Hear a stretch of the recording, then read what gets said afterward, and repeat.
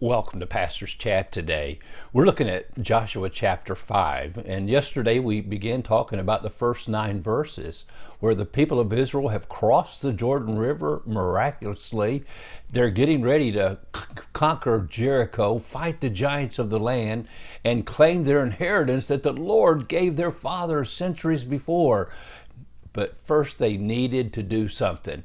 And it's amazing how these first 9 verses of Joshua 5 are often overlooked. And actually the first 12 verses, the circumcision and the Passover that was observed. Because before they could fight the battle at Jericho and conquer the giants, they needed to do something. We forget that we need preparation for the battle. We need to remember as believers, the battle is the Lord's. It's not ours. It's not really a physical battle. It's a spiritual battle. There must be a cutting away of those things in our lives, circumcision, before we can enjoy the full blessings of God upon us and see Him conquer the Jerichos miraculously and bring down the giants. That is a work of the Holy Spirit of God. The Bible teaches us after we're believers, we still have an old Adamic nature. We still have an old flesh. We have a carnal nature that lusts after the things of the world. Just like the people of Israel, just as they crossed the Red Sea and they began to go into the wilderness, they were hungry and God gave them manna. But after a few days of eating the manna, they lusted after the food of Egypt again. We have the Holy Spirit. We have the Holy Spirit in us, but we still lust after the things of the world if we forget whose we are and we forget that we are separated to be unto the Lord. And the sign of circumcision was a sign to the Jew that he belonged to God, not to himself. We need to be reminded we belong to God, not to ourselves. And then when we cross that Jordan River and we're getting ready to fight the spiritual battles ahead of us, we need to, and I love these verses, and we need to take time to read them, verses 8 through 12.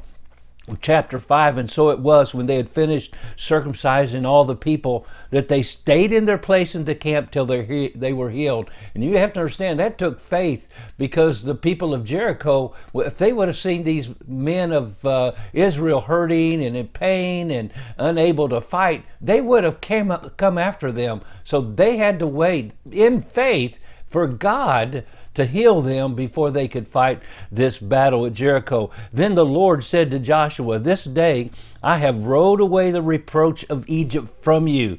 Therefore the name of the place is called Gilgal to this day. In verse 10, now the children of Israel camped in Gilgal and kept the Passover on the 14th day of the month at twilight on the plains of Jericho. And they ate the produce of the land on the day after the Passover, unleavened bread and parched grain on that very same day. Then the manna ceased on the day after they had eaten the produce of the land, and the children of Israel no longer had manna, but they ate the food of the land of Canaan that year. Man, what interesting verses. So many wonderful pictures and signs that are taking place. I hope you'll read the blog that goes with this video as we look at how God is going to cleanse us and give us the new bread of heaven. Yes, the spirit lusts against the flesh and the flesh against the spirit. And that's why we need to make sure that the Holy Spirit is filling us, and the fruit of the Spirit is love and joy and peace and long suffering.